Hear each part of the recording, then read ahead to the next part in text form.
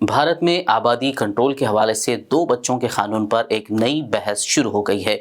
Opposition के कई रहनुमा इसकी मुखालिफत कर रहे हैं। अब इस बहस में ऑल इंडिया मजलिस इत्तेहादुल मुस्लिमीन के सदर असदुद्दीन ओवैसी भी शामिल हो गए हैं। असदुद्दीन ओवैसी ने हैदराबाद में मीडिया से बात करते हुए इस पर अपना शदीद रद्दअमल जाहिर करते हुए कहा कि अगर पार्लियामेंट में यह बिल लाया गया तो वो इसकी मुखालिफत करेंगे। देखिए, वो इस तरह की बातें अगर करते रहेंगे तो कोई भी उनके खिलाफ जाकर 295A का केस बुक करा देगा। तो उनको, मोहन भागवत को, अपनी बात जो वो करेंगे वो जिम्मेदारी से बात करें। वो इंसान, जो औलाद इंसान को होती है, उसको जानवरों से मिला दे रहे हैं। ये क्या बात है? और दूसरी बात यह है कि मोहन भागवत को ये जानना चाहिए कि भारत में वो जाकर मालूम कराएं कि कितने फर्टिलिटी के क्लिनिक्स खुल चुके हैं, कितने माँ बाप परेशान हैं जिनको औलाद नहीं हो रही है, जिनको बेटा या बेटी नहीं हो रही है। और भारत सरकार को तो एक कानून बनाना पड़ा उसके ऊपर, सरोगेसी के ऊपर। मोहन भागवत साहब ये क्यों नहीं बोलते कि यही मोदी सरकार ने जो बच्चों का दूध होता है उसको कमर्शियलाइज कर दिया मोदी सरकार ने? इस पर नहीं बोलेंगे कुछ वो? ये भारत का कल्चर है कि एक माँ के दूध को लेकर बेचा जाए। और फिर वो इस मुद्दे पर एक और बात मोहन भागवत साहब को, जो जानते हैं मगर अपनी आंखें और दिमाग पर पर्दा डाल देते हैं। क्या ये बात सच नहीं है मोहन भागवत साहब कि भारत का TFR रेट गिरा है? क्या ये बात सच नहीं है RSS के सर संचालक कि मोदी सरकार जिसकी छत्र छाया में वो रहती है, जिसका पूरा सपोर्ट आप करते हैं, आपका ऑर्गेनाइजेशन करता है, उन्होंने सुप्रीम कोर्ट में जवाब दाखिल किया कि भारत में 2 चाइल्ड नॉर्म की ज़रूरत नहीं है? क्या ये बात सच नहीं है कि अप्रैल 2, 2022 को ये जो सरकार के लिए आपने बड़ी मेहनत की सत्ता में लाने के लिए, उसका हेल्थ मिनिस्टर राज्यसभा में खड़े होकर एक प्राइवेट मेंबर्स बिल के जवाब में, जो बीजेपी के और एक RSS के एक्स आइडियोलॉग ने बिल लेकर आया था, उसके जवाब में कहा कि भारत में इस तरह के कानून की ज़रूरत नहीं है। आप पॉपुलेशन से इम्बैलेंस कहाँ देख रहे हैं? आपको तो ये देखना चाहिए कि जो भारत की जो डेमोग्राफिक डिविडेंड है, उसके लिए आपकी ऑर्गेनाइजेशन ने, जिस पार्टी को आपने सत्ता में लाया, उसने क्या किया 8 साल में? क्या पूरे विश्व में कोई देश ऐसा नहीं है जहां पर 50 साल से 50% आबादी 25 साल के उम्र की है, 60% आबादी 40 साल की उम्र की है? आपने उनको रोजगार क्यों नहीं दिया? 8% बेरोजगारी हो चुकी है भारत में। पूरे विश्व में सबसे ज्यादा बेरोजगार युवा अगर है तो भारत में है। इस पर बात करें ना मोहन भागवत साहब। जिस पार्टी को आपने सत्ता में लेकर लाए हैं, 8 साल से 60 लाख नौकरियां केंद्र सरकार में, और आज प्रधानमंत्री कहते हैं कि 2 साल में 10 लाख देंगे। भाई वो क्यों नहीं देंगे पूरे 60 लाख? आप पॉपुलेशन के बारे में बार बार आप बात करके एक समुदाय के खिलाफ नफरत आप पैदा करते हैं। लेकिन सर, आप पॉपुलेशन रेगुलेशन को क्यों अपोज कर रहे हैं? ये तो हम चाइना को भी पीछे छोड़ क्या पॉपुलेशन की वजह से मोदी सरकार चीन, जो 1000 स्क्वायर किलोमीटर की भारत की जमीन पर कब्जा करके बैठा है पिछले 2 साल से, पॉपुलेशन की वजह से नहीं हटा पा रही उनको? क्या पॉपुलेशन की वजह से भारत के प्रधानमंत्री चीन का नाम लेने से डरते हैं? आप लोग इस बात को समझिए, जो गलती चीन ने की वो भारत को नहीं करनी चाहिए। आप लोग बार बार चीन क्यों, पॉपुलेशन आगे बढ़ जाएगा तो कभी जाकर हैदराबाद हो, दिल्ली हो, मुंबई हो, पुणे हो, जाकर फर्टिलिटी सेंटर्स में पूछिए उन माँ बाप से, पूछिए कि किस तरह तड़प रहे हैं वो लोग औलाद के लिए। पूछिए कभी जाकर, आप उस पर भी स्टोरी करिए। सर, क्या भारत सरकार अगर 2 बच्चों का कानून लेके आती है तो आप उसको समर्थन? मैं बिल्कुल समर्थन नहीं करूंगा, क्योंकि ये भारत के हित में नहीं होगा। और खुद मोदी सरकार जो ये बात कह चुकी है ना, सुप्रीम कोर्ट में आपने एफिडेविट दिया, पार्लियामेंट में आपके हेल्थ मिनिस्टर ने कह दिया, अब आप हेडलाइन चलाएंगे ओवैसी ने ये कहा है। आपको ये हेडलाइन चलानी चाहिए कि ओवैसी ने वो बात कही है जो मोदी सरकार ने पार्लियामेंट में कही और सुप्रीम कोर्ट में एफिडेविट दाखिल किया था इस बारे में, जो सही था वो एफिडेविट। सर खुद ब खुद भारत का पॉपुलेशन TFR रेट डिक्लाइन हो रहा है। 2030 तक भारत का पॉपुलेशन स्टेबलाइज हो जाएगा, मगर जितनी चीख पुकार, जितनी पेट में और सर में दर्द जो हो रहा है उन लोगों को, अरे जरा तो शर्म रखो। जो डेमोग्राफिक डिविडेंड भारत में है, हमारे भारत की 50% आबादी 25 साल के कम उम्र के युवाओं की है, कुछ तो करो उनके लिए। मोदी सरकार ने क्या किया बताओ? 60% आबादी 40 साल से कम उम्र की, आपने क्या किया 8 साल में बताओ? इस पर डिबेट होनी चाहिए। बेरोजगारी इस मुल्क का सबसे बड़ा बर्निंग मसला है। अब रहा सवाल, मोहन भगवत साहब ने यह भी कह दिया कन्वर्जन। क्या कन्वर्जन से भारत को क्या ताल्लुक? मोहन भगवत साहब बताइए, मोहन भगवत साहब के क्या भारत का कोई रिलीजन है? भारत का कोई रिलीजन नहीं है। भारत सब रिलीजन को मानता ही है, भारत की खूबसूरती है। भारत का कोई रिलीजन है क्या?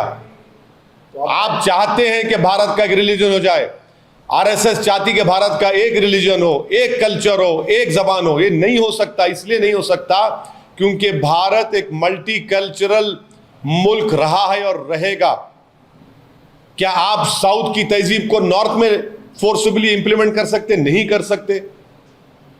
क्या आप एक रिलीजन को इंप्लीमेंट कर सकते? नहीं कर सकते। भारत की खूबसूरती है। अरे भाई, आप इतना डर क्यों रहे कन्वर्जन से? मुझे समझ नहीं आ रहा मोहन भगवत साहब। डरने की बात क्या है? कन्वर्जन तो एक इंसान का चॉइस है ना। चॉइस तो भारत के संविधान में फंडामेंटल राइट है। पुट्टू स्वामी जजमेंट के बाद मोहन भगवत साहब, चॉइस एक फंडामेंटल राइट बन चुका है। कोई मजहब चेंज करेगा, उससे तकलीफ क्या आपको क्या हो रही है? कोई भगवान को नहीं मानता, नहीं मानता, ठीक है। यही तो खूबसूरती है भारत की। और देखिए मोहन भगवत साहब, एक बात याद रखिए, हिंदुत्व में और भारतीयता में बहुत फर्क है। हिंदुत्व में और भारतीयता एक नहीं है मोहन भगवत साहब। ये दोनों अलग अलग चीजें हैं। सर, क्या आप कहना चाह रहे हैं कि कन्वर्जन सही है? अगर आपका मन लगता है कि मैं कन्वर्ट करना चाह रहा हूं, तो मैं कौन होता हूं रोकने वाला आपको? मैं कौन होता हूं रोकने वाला आपको? कन्वर्जन जबरदस्ती पे होते हैं। अगर देखिए सुप्रीम कोर्ट के जजमेंट्स हैं, किसी कन्वर्जन छोड़िए, किसी पे भी जबरदस्ती नहीं कर सकते आप। भाई, आप तो नाम पूछकर मारते हैं, वो जबरदस्ती नहीं है। गोश्त रखने के शुबे में आप वीडियो बनाकर मारते हैं, वो क्या है फिर? अगर कोई कन्वर्ट होना चाहता है, जैसा कि एक वो एक्स उत्तर प्रदेश के वक्फ बोर्ड चेयरमैन थे, वो कन्वर्ट हो गए, उस पर मोहन भगवत बोलो, उस पे बोलिए। अरे उस पे बोलेंगे नहीं? हाँ, वहां मर्जी आ गई, वहां मर्जी आ गई। प्यारे, क्या बात है, वाह वाह। आपकी मोहब्बत सलामत रहे उस आइडियोलॉजी के लिए। से होते हैं, उसके लिए वही तो प्रॉब्लम है। मोहन भागवत साहब ने ये भी कहा कि पॉपुलेशन के मुतालिक उन्होंने ये बात बोली कि जनसंख्या पैदा करना सिर्फ जानवरों का काम है। मतलब सुनिए, मोहन भगवत साहब को संविधान पढ़ना चाहिए। आप संविधान को कब माने हमको मालूम। अब भारत 75वीं आज़ादी यौम आज़ादी मनाने जा रहा है। तिरंगे को आप कब माने? ऑर्गेनाइजर पढ़ लो आप। आपने 3 रंग के बारे में आपके उस वक्त के सरसंचालक ने क्या कहा था, वो पढ़ लो आप। जनगण मन के बारे में आपके उस वक्त के सरसंचालक ने क्या कहा था, पढ़ लो आप। मोहन भगवत साहब, मेरी आपसे गुजारिश है कि डायरेक्टिव प्रिंसिपल्स पढ़िए भारत के संविधान के। आप लोग के दिमाग में खाली 44 घुसा हुआ है। क्या डायरेक्टिव प्रिंसिपल में नहीं लिखा गया कि जो कमजोर होगा उसको ताकतवर बनाया जाएगा? सोशली कमजोर होगा, ताकतवर बनाओ। इकोनॉमिकली कमजोर होगा ताकतवर बनाओ, पॉलिटिकली कमजोर होगा ताकतवर बनाओ। यही तो बात है, इक्वालिटी अमॉन्ग इक्वल्स की बात करता है संविधान। ये समझते नहीं, समझना नहीं चाह रहे, इन चीजों को जानते हैं मगर अपनी आइडियोलॉजी उन पर इतना गालिब आ चुकी है कि किसी को सच्चाई को दूसरी सच मानते ही नहीं है, बस अपने आप को सच मानते हैं। सच्चाई संविधान है, उसको मानना पड़ेगा। सर, ये अभी संसद में अनपार्लियामेंट्री वर्ड्स के बारे में कहा जा रहा है कि आपसे अब एक बात सुनिए, हम तो जो किताब जिन्होंने छपाया उनसे हम रिक्वेस्ट कर रहे कि भाई प्रोसीजर पे तो बात कर लो, पार्लियामेंट के रूल्स पे तो बात कर लो।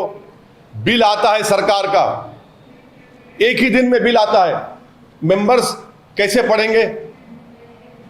और उसको स्टैंडिंग कमेटी रेफर नहीं करते, वो क्या रूल प्रोसीजर में नहीं है? रूल प्रोसीजर के तहत स्टैंडिंग कमेटी, अब स्टैंडिंग कमेटी रेफर नहीं करते।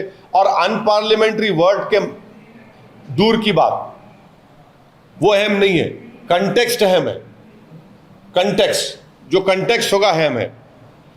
अब कंटेक्स्ट क्या है कि मैं बोलूंगा कि मैं मोदी सरकार पर फूल फेंक के मारूंगा क्योंकि आपने नौजवानों को बेरोजगार बना दिया। मैं कहूंगा पार्लियामेंट में खड़े होकर कि मैं देश के प्रधानमंत्री और उनकी सरकार पर फूल फेंक कर मारूंगा क्योंकि देश के युवाओं का मुकद्दर बेरोजगारी बना दिया। तो क्या फूल को अनपार्लियामेंट्री बना देंगे आप?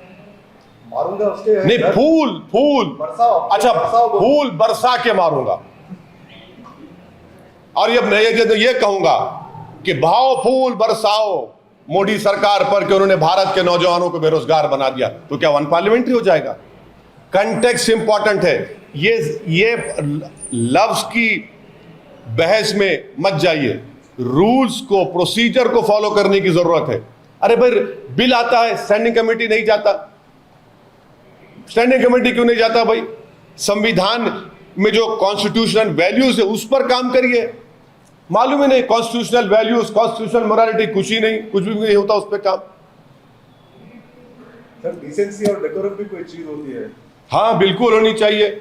ये डिसेंसी और डेकोरम है कि आप उसी दिन बिल ला लेते हैं, स्पीकर साहब से रिक्वेस्ट कर लेके मना लेते और उसी वक्त आप पास कर लेते, नाम पढ़ सकते, नाम समझ सकते। भाई, देश की जनता को हम जवाब दें, अगर कोई बिल लाते, कानून बनाते तो हमको पढ़ने का मौका मिलना चाहिए, स्टैंडिंग कमेटी को जाना चाहिए। लेकिन सर ये तो कितने नहीं, लैंग्वेज इंपॉर्टेंट नहीं है मैडम, कंटेक्स्ट इंपॉर्टेंट है। कंटेक्स्ट इंपॉर्टेंट है। पार्लियामेंट सेशन तो लैंग्वेज तो आपके हिसाब से पार्लियामेंट में किसी भी तरह से बात कर पार्लियामेंट्री वर्ड्स का यूज नहीं, अनपार्लियामेंट्री, देखिए आज के जमाने में होता क्या है कि कोई अनपार्लियामेंट्री वर्ड बोल दिया और माशाल्लाह से ANI उसको लाइव टेलीकास्ट कर दिया, जैसा कि हमारा करते हैं, रिपब्लिक करती है, ABP करता है, हमारे ZTV प्रसाद साहब करते हैं। आप लोग माशाल्लाह हमारे बहुत करीबी दोस्त हैं। लाइव टेलीकास्ट में चला गया, अब बाद में एक्सपंज। अरे एक्सपंज के माने क्या है? इसीलिए कह रहा हूं कंटेक्स्ट इंपॉर्टेंट है।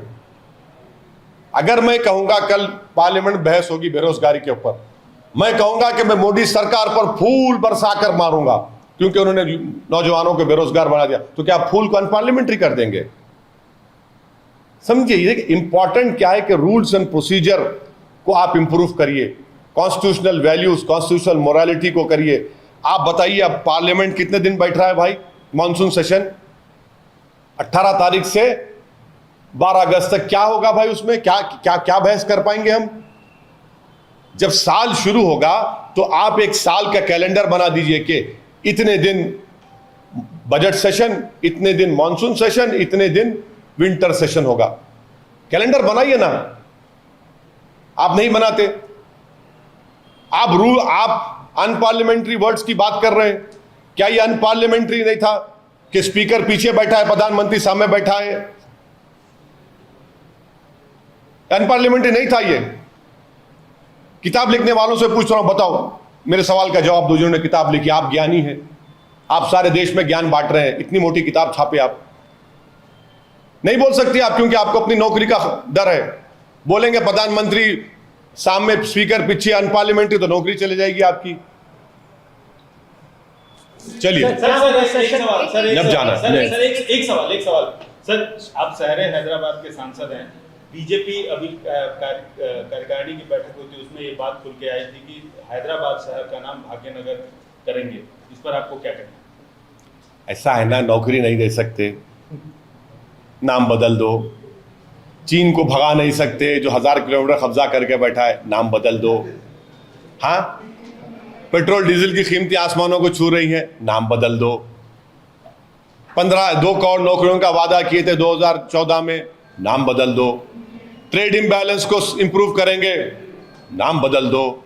डॉलर को 40 रुपए करेंगे, नाम बदल दो। हैदराबाद में सैलाब आया, 1 पैसा मोदी सरकार नहीं दिए, नाम बदल दो। ये सब इनका मामला, ये नफरत आप तेलंगाना में फैलाएंगे, तेलंगाना की आवाम आपको धुतकार देगी। मोहब्बत को आम करो।